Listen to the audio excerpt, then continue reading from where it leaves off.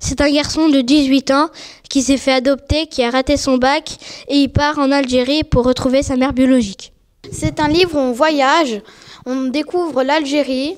C'est un pays chaleureux, les gens étaient solidaires, j'ai beaucoup aimé. J'ai adoré parce qu'il remue ciel et terre pour retrouver sa mère biologique, ça m'a touchée. C'est une histoire de famille avec du suspense et de l'émotion. Il y a plein de personnages, des petits, des rigolos, des gentils, et tout ça forme un livre extra.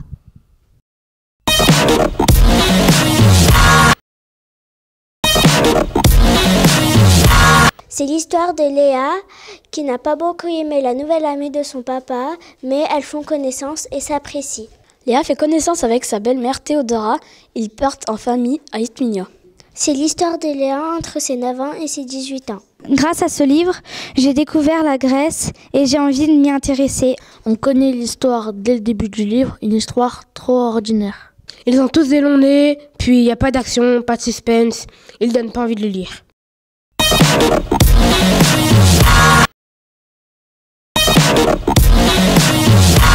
C'est l'histoire de Maya qui a la peau mate, les cheveux bruns, les yeux noirs et qui aimerait avoir les yeux bleus de sa maman. Ce n'est pas très intéressant car pendant tout le livre, elle veut absolument avoir des yeux bleus. Un livre avec pas beaucoup de suspense, pas d'humour, une histoire pas très intéressante. C'est dommage, ça aurait pu être un livre qui aurait dû parler davantage de l'adoption.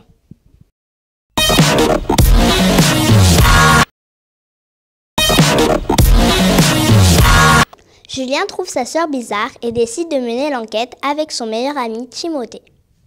Une enquête avec du suspense, mais on n'a pas toujours les réponses, c'est dommage. Une enquête avec des allers-retours dans l'histoire. Une enquête qui aurait pu se poursuivre, c'était un très bon livre. J'ai beaucoup aimé quand ils ont fait renifler la chaussette au chien et le chien les a emmenés directement à la déchetterie. Un livre plein d'humour, j'ai adoré.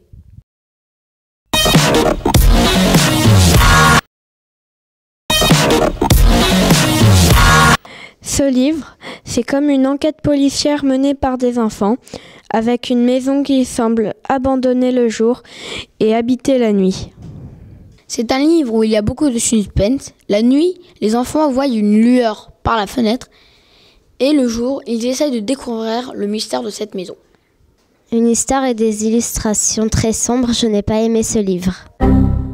Un livre qui m'a beaucoup touchée, qui parle d'une maladie très rare, les enfants de la Lune.